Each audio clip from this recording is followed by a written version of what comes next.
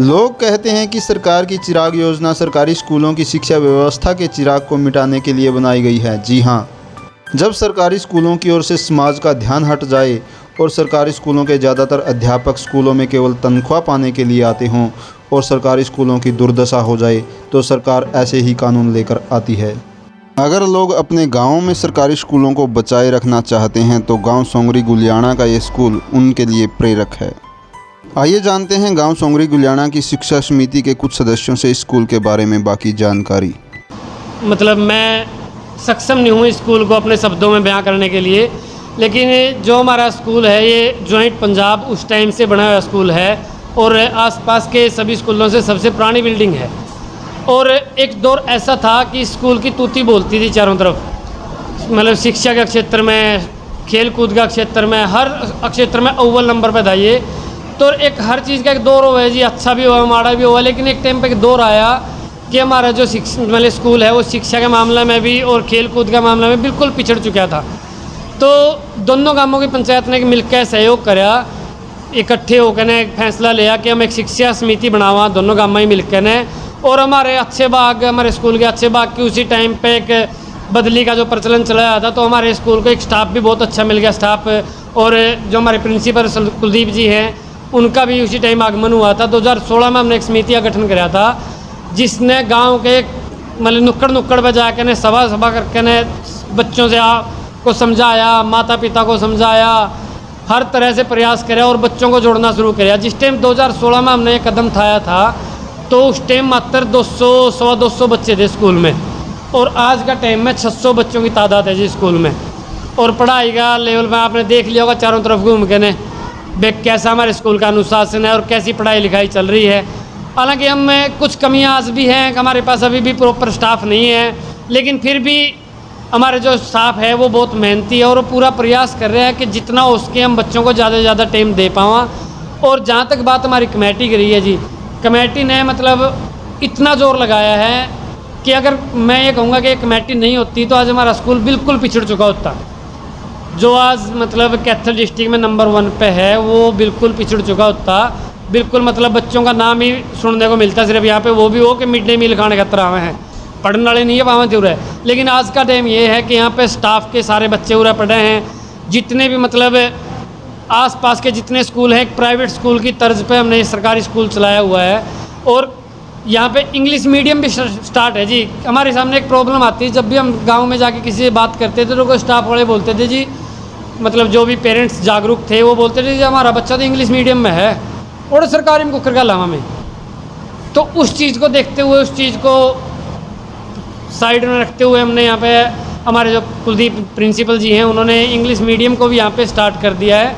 6ठी और 7वीं क्लास की यहाँ पे इंग्लिश मीडियम भी क्लासेस स्टार्ट हो चुकी है और निरंतर बढ़ती रहेंगी। अगले साल 8वीं का भी हो जाएगा। इस तरह से मतलब हमारी कोशिश ये है कि दोनों हिंदी और इंग्लिश दोनों मीडियम बराबर चले यहाँ पे। और आपने देखा होगा जी, मतलब पर्यावरण के रूप मामले में भी पहले भी सर्टिफिकेट मिल चुका स्कूल को, सबसे ग्रीनरी के मामले में भी और अनुशासन के मामले में भी आपने देख लिया है। और जो अभी कुछ महीने पहले, 1.5-2 महीना पहले हमारे यहाँ पे एक आंधी तूफान आया था जिसकी वजह से काफ़ी नुकसान हुआ स्कूल में। और हमारा जो बहुत पुराना गेट था, 1959 के टाइम पे बना हुआ गेट था, वो गिर गया था, मुझे त्रेड़ वगैरह आ गई थी, तो उस गेट का अब दोबारा निर्माण कर रहे हैं। हम बिना किसी सरकारी सहयोग के दोनों गांवों ने मिलकर ने अपनी नेक कमाई में तो चंदा देकर ने इस गेट का निर्माण कर रहे हैं, जिस पे लगभग 10-12 लाख रुपए लगाओगे जी दोनों गांव मिलकर ने। और एक ऐसा गेट बनाने की चेष्टा है कि मतलब जिसको देखने के लिए आए, बे हाँ फलाना स्कूल में गेट बन रहा है। और दोनों समितियों की पूरी मतलब तहे दिल से लगे हुए हैं जी।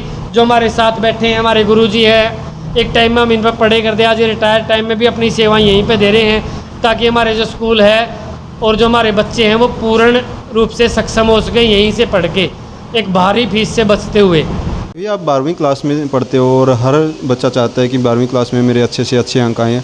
अपने टीचर और अपने स्कूल के बारे में क्या कहना चाहते हो? मैं कहना चाहती हूँ कि सर हमारा स्कूल बहुत अच्छा है, यहाँ की पढ़ाई बहुत अच्छे से होती है। सर हमें बहुत अच्छी तरह से समझाते हैं, यहाँ एक्सप्लेन भी करते हैं कि ये कैसे होगा, ये कैसे होगा। अगर ना समझ में आए तो सर हमें दोबारा से भी बताते हैं। जैसे हम उम्मीद करते हैं कि हमें एक अच्छा विद्यालय मिले, तो हमें यहाँ एक अच्छा विद्यालय मिला है। गाँव वाले भी बहुत अच्छे से सहयोग करते हैं। गाँव के लोग भी स्कूल में आते रहते हैं और यहाँ की देखते रहते हैं माहौल, यहाँ का बहुत अच्छे से सहयोग करते हैं। यहाँ की पढ़ाई भी बहुत अच्छे से होती है। और मैं यहाँ अब 12वीं कक्षा की छात्रा हूँ और मैं चाहती हूँ कि मैं बहुत अच्छे अंक लेके आऊँ। आपका मन स्कूल में लगता है या घर पे लगता है? सब मेरा ज़्यादा मन स्कूल में लगता है घर के बजाय, क्योंकि स्कूल में जो हमारे टीचर्स हैं वो बच्चों के प्रति बहुत ज़्यादा फ्रेंडली हैं। तो मेरा इतना मन घर पे नहीं लगता जितना स्कूल में लगता है। हमारे घर वाले कभी कभी डांट देते हैं, लेकिन टीचर जो है हमें कभी डांटते नहीं, जो कुछ भी पूछते हैं प्यार से समझाते हैं, इसलिए हमारा ज़्यादा मन विद्यालय में ही लगता है। हमारे पास 2 टीमें काम कर रही हैं सर। एक जो स्कूल के अंदर टीम है, जिसमें मैं, मेरे साथी और मेरे बच्चे जो सब मिलकर अपना योगदान दे रहे हैं। इसके अलावा एक टीम जो स्कूल से बाहर है, गांव के अंदर, जिसको हमने एक कमेटी का नाम दिया हुआ है, ग्राम शिक्षा सेवा समिति। और अन्य सभी ग्रामीण, सभी सामाजिक व्यक्ति, चाहे सरपंच की बात हो, चाहे किसी भी अन्य सामाजिक व्यक्ति की बात हो, वो हमें हमेशा साथ खड़े मिलते हैं।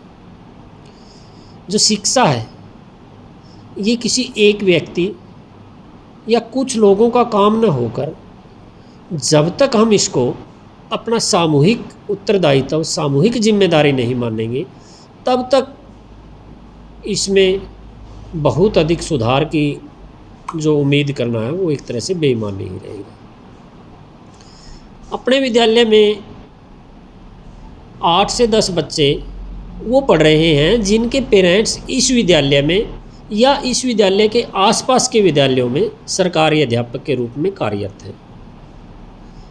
कुछ प्राइवेट स्कूल्स के टीचर्स के बच्चे भी, जैसे मेरे साथ राजेश जी बैठे हैं, और राजेश जी को हमने किस लिए आज बुलाया हुआ है मैं ये भी बताना चाहूँगा। ये वो इंसान है जो मैथ का, जिनके पास मैथ पढ़ाने का लगभग 20 साल का अनुभव है निजी विद्यालयों का। जिस दिन भी हमारे पास हमारा मैथ का अध्यापक, प्राध्यापक छुट्टी पर होता है किसी भी कारण से, हम राजेश जी के पास कॉल करते हैं कि राजेश जी हमारा अध्यापक कल छुट्टी पे है मैथ का। तो ये हमेशा तैयार मिलते हैं हमें, चाहे इन्हें कहीं कितना भी ज़रूरी काम जाना हो, वो काम छोड़कर ये विद्यालय में पढ़ाने के लिए आते हैं। ये कारण है कि विद्यालय लगातार ऊंचाई की ओर अग्रसर है। एक और वीरेंद्र जी मैं बताना चाहूँगा कि यदि हम वास्तव में ही सुधार करना चाहते हैं, यदि हमारी सरकार एक मेहरबानी कर दे, एक कोई ऐसा नियम या कानून बना दे कि सभी सरकारी कर्मचारी, चाहे वो किसी भी पद पर क्यों ना हो, सबके बच्चे सरकारी स्कूल में पढ़ेंगे, बाकी कुछ करने की ज़रूरत ही नहीं रहेगी। मेरे स्कूल में हम तैयार हैं, हमारे विद्यालय में बच्चे पढ़ रहे हैं, सरकारी अध्यापकों के भी पढ़ रहे हैं, अन्य सरकारी नौकरी वालों के भी पढ़ रहे हैं। बच्चे बैठे हुए हैं कक्षाओं में, कभी भी आइएगा, कभी भी देखिएगा। जब वो जुड़ेंगे तो अपने आप ही सुविधाएं भी आएंगी। अभी पीछे मैं आपको बताना चाहूँगा, आपकी जानकारी के लिए, हमारी दीवार गिर गई थी, तो हमने विभाग को पत्र भी लिखा। जो विभागीय कार्रवाई है उसमें कुछ थोड़ा बहुत समय भी लगता है। इसी बीच मेरे जो गांव में हमारे साथी हैं यहाँ, उनको पता चल गया, सरपंच साहब ने 3 दिन के अंदर ही उस दीवार को पूरा करवा दिया अपने आप ही। हमें नहीं पता कहाँ से उन्होंने पैसा लगाया, क्या किया, लेकिन हमारी दीवार पूरी हो गई। अब पीछे बात चली थी स्कूल का मुख्य द्वार काफ़ी पुराना हो चुका था सर, उस पर भी हमारी ऐसे ही बात चली, और बात चलते ही एकदम से टीम खड़ी हुई, पूरा गांव खड़ा हुआ और कहा जी गेट बनाएंगे, अपने आप बनाएंगे और हर चीज़ अच्छी से अच्छी चीज़ लगाएंगे, ताकि अगले 50 वर्षों तक, 60 वर्षों तक एक ऐसा गेट खड़ा हो जिसको देख कर लगे कि इसमें कोई जेन्युइन चीज़ लगी हुई है। क्योंकि हमारे स्कूल की तो जो बिल्डिंग है वो भी समाज के द्वारा बनाई हुई है, पीछे पत्थर लगे हुए हैं, अभी भी आप जाके देख सकते हैं, और वो बिल्डिंग आज भी उतनी ही मजबूत है जितनी आज से 50-60 साल पहले मजबूत थी, पूरी तरह से। मात्र नारा लगाना ही समस्याओं का समाधान नहीं है। जब तक हम ग्राउंड पे जुट के काम नहीं करेंगे तब तक समस्याओं का समाधान नहीं होने वाला। रूट लेवल पे हमें काम करना पड़ेगा, और मैं तो ये कहता हूँ पड़ेगा ही नहीं, करना चाहिए। हमारी नैतिक जिम्मेदारी भी है, हमारी ये कानूनी उत्तरदायित्व भी है हमारा, इसको हमें करना चाहिए। हम ऐसा करेंगे तो आगे बढ़ेंगे, 100% आगे बढ़ेंगे। हमारे पास एक सामान्य सी बात सुनने को मिलती है कि सरकारी स्कूलों में स्टाफ नहीं है। इससे बड़ा प्रश्न ये है कि वो क्यों नहीं है। हमें इस बात पर विचार करना होगा कि वो स्टाफ गया कहाँ और क्यों गया। ज़्यादा जोर हमें इस चीज़ पे लगाना है कि हमारा वो स्टाफ हमारे पास आए, और आ भी रहा है। अभी 2 दिन पहले हमारे यहाँ स्वतंत्रता दिवस का प्रोग्राम था। सर आप यकीन नहीं करेंगे, आज के युग में भी बिना मांगे, हमने मांगा भी नहीं, समाज ने यहाँ पर स्कूल के गेट के निर्माण के लिए 3 लाख रुपए ऑलरेडी थे, 3.25 लाख से ज़्यादा की दान यहाँ पर अपनी मर्जी से कर गए। हमें तो पता भी नहीं था, हमने सिर्फ वैसे बुलाया था कि स्वतंत्रता दिवस समारोह पे हम अपने गांव के सज्जनों को बुलाएंगे, लेकिन उन्होंने तो यहाँ के कुछ और ही काम कर दिया, जिसकी हमें ये था कि दूर दूर तक भी हमें ऐसा नहीं था कि हम ऐसा करने वाले हैं। लेकिन परमात्मा और समाज, मैं तो ये कहता हूँ समाज से बड़ा तो परमात्मा कोई है ही नहीं, समाज ही परमात्मा है। हमें अपने समाज को जोड़ना चाहिए। ये विद्यालय, ये समाज के विद्यालय हैं, समाज इनसे जुड़ेगा, समाज खड़ा होगा, सरकार भी आएगी। ऐसा नहीं है कि सरकार का ध्यान बिल्कुल नहीं है, सरकार का ध्यान समाज से दूर नहीं जा सकता। जब समाज सरकार को के सामने खड़ा होगा, उसको दिखाई देगा, तो सरकार तो हमेशा समाज के साथ होती है, रही है, और नहीं रहेगी तो रहना पड़ेगा। लेकिन एक हमारे समाज का भी कर्तव्य बन जाता है कि जो अच्छा करने वाले टीचर्स हैं उन टीचर्स के साथ कंधे से कंधा मिलाकर खड़े हुए। एक टीचर, एक कलम, एक स्टूडेंट और समाज साथ में मिल जाए तो बहुत बड़ा बदलाव ला सकते हैं। और बदलाव लाने के लिए किसी दूसरी ग्रह से आदमी नहीं आएंगे। वीरेंद्र जी, अगर लाइट ख़राब हो जाए, बिजली ख़राब हो जाए, तो हम बिजली वाले की तरफ उम्मीद करते हैं ना, वो ठीक करके जाएगा। सड़क ख़राब हो जाए तो सड़क बनाने वालों की तरफ हम उम्मीद करेंगे कि वो ठीक करेंगे। हमारी शिक्षा व्यवस्था में खामियां आई हैं सर। हमारा समाज एक अध्यापक की तरफ बहुत उम्मीद की दृष्टि से देखता है कि शायद हमारी जो शिक्षा व्यवस्था में खामियां आ गई थी वो पुनः पहले के स्तर पर पहुंचेगी। हमारे विद्यालय के सुधार में जितना योगदान अंदर का है उससे कहीं ज़्यादा योगदान बाहर का है, गांव का है। जब आपको लगेगा कि बाहर आपके साथ 500 आदमी, 1000 आदमी, पूरा गांव साथ खड़ा है, तो आप निर्णय ले लेते हैं। बहुत सारे ऐसे निर्णय ले लेते हैं जो शिक्षा के सुधार के लिए कठोर हो सकते हैं, लेकिन ले लिए जाते हैं। अभी हमने कभी सुना था कि समाज ने स्कूल बनवा दिए थे, इतने कमरे बनवा दिए थे। आज इस युग में, इस भौतिकतावादी युग में, हमारे यहाँ आप स्कूल में आए होंगे, आपने गेट पे देखा होगा निर्माण कार्य चला हुआ है। तो आज भी समाज यहाँ पर दान करना चाहता है। और अपना तो जो भारतीय समाज है, जो हमारा हरियाणा का समाज है, वो तो दानी है। वो तो हमेशा कहीं ना कहीं तो दान करेगा ही करेगा, उसको तो दान करना ही है। ये हमारा फर्ज बनता है कि हम हमारे समाज की जो दान करने की प्रवृत्ति है वो शिक्षा की तरफ मोड़ें, उसको शिक्षा की तरफ लेके आएँ। और वो जो दान हम करते हैं वो शिक्षा में जब इन्वेस्ट होगा, लगेगा, तो वहाँ से अच्छे विद्यार्थी निकलेंगे, अच्छे ऑफिसर्स निकलेंगे, वहाँ से बेहतरीन खिलाड़ी निकलेंगे। धीरे धीरे हम देखेंगे कि कुछ समय के बाद हमारे विद्यालय जो शिक्षा के मंदिर होते थे पुनः शिक्षा के मंदिर हो जाएंगे। और बड़ा अच्छा लगेगा कि जब हम सुबह देखेंगे कि बच्चे, पेरेंट्स या गांव के लोग सिर्फ आपका स्कूल देखने के लिए आते हैं। बड़ा अच्छा लगता है। कई बार यहाँ आ जाते हैं सर, स्कूल टाइम में क्लासें लगी होती हैं, गांव से आदमी कई बार आते हैं, कहते हैं सर बस वैसे ही आगे थे, गेट के आगे से जा रहे थे और मन कर गया आने का। तो बड़ी खुशी होती है। कि जब हमारे समाज का हमारे पास आने को मन करेगा तो अपने आप ही सुधार होंगे। हमें भी लगेगा कि देखिए लोगों का जुड़ाव है, हमारी जिम्मेदारी है, नैतिक भी जिम्मेदारी है, और जो हमारे कानूनी रूप से उत्तरदायित्व मिला हुआ वो भी पूरा करना है। परमात्मा ईश्वर भी कहीं ना कहीं देखता है कि आप क्या कर रहे हैं। हो सकता है इंसान हो, आप करते समय हमसे भी गलतियां हो सकती है। मेरे साथ जो स्टाफ है सर, बड़ा गर्व होता है कि एक ऐसी टीम जिसमें किसी भी व्यक्ति को कभी भी काम बोल दीजिए, बोलना तो कभी कभी पड़ता है, बल्कि बोलना तो पड़ता ही नहीं, अपने आप ही काम करते हैं। छुट्टी वाले दिन कभी किसी को बोल दिया, अपने आप आते हैं। कई बार तो मुझे भी पता नहीं होता, स्कूल में आए हुए और काम करके चले जाते हैं कि ये काम था सर, हम करके चले गए। तब बड़ा मज़ा आता है, तब बड़ा आनंद आता है काम करने का। और काफ़ी सारा श्रेय मुझे दिया जा रहा है इस काम का। मैं तो ये सारा का सारा श्रेय जो हमारी टीम है, जो गांव है, जो स्कूल के अंदर के अध्यापक हैं, विद्यार्थी हैं, अभिभावक हैं, उन सबको देना चाहूँगा कि आप सब हैं तो हम सब हैं, हम सब हैं तो सब कुछ अपना होगा, सब अपने हिसाब से सकारात्मक होता चला जाएगा। लेकिन अगर हम एक एक होंगे, अकेले अकेले कहीं कहीं हमारी विचारधाराएं अलग अलग होंगी तो ज़्यादा सुधार नहीं होगा। सकारात्मक सोच के साथ अपने विद्यालयों से जुड़िए।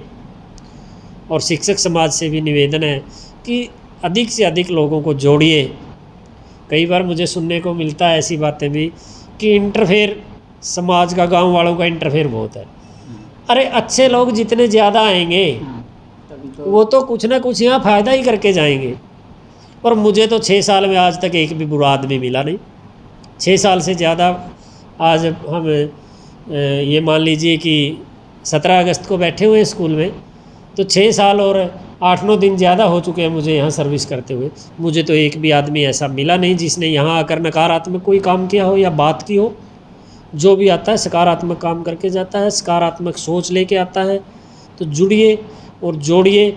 और जो भी बच्चे हमारे पास आते हैं उनको कभी भी इस भावना से न देखें या इस तरह की बात न करें कि वो स्टफ़ नहीं है या वो कमज़ोर है।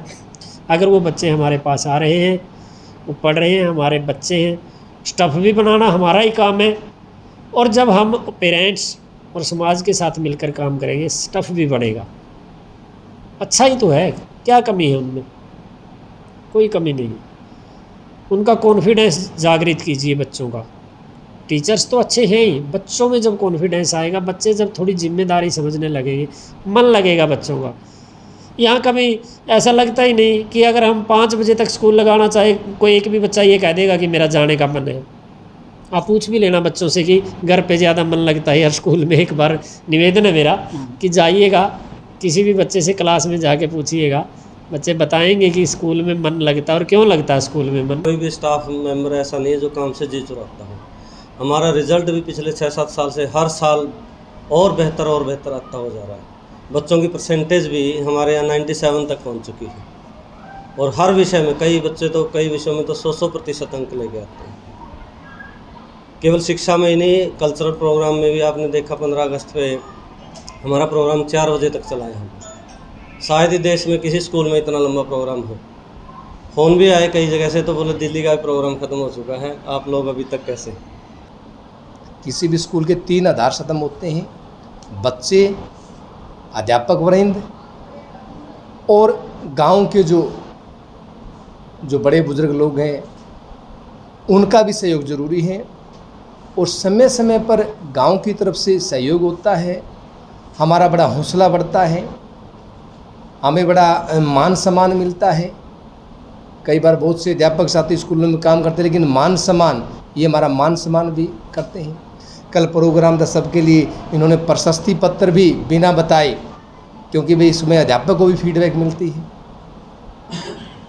तो मैं इस जो स्कूल के फलने फूलने पर बच्चों को, स्टाफ साथियों को और विशेषकर जो गांव के जो लोग हैं, जो समय समय पर यहाँ पर विजिट करते हैं और किसी भी मामला है आर्थिक, सांस्कृतिक, सामाजिक, वो हमारा भरपूर सहयोग करते हैं।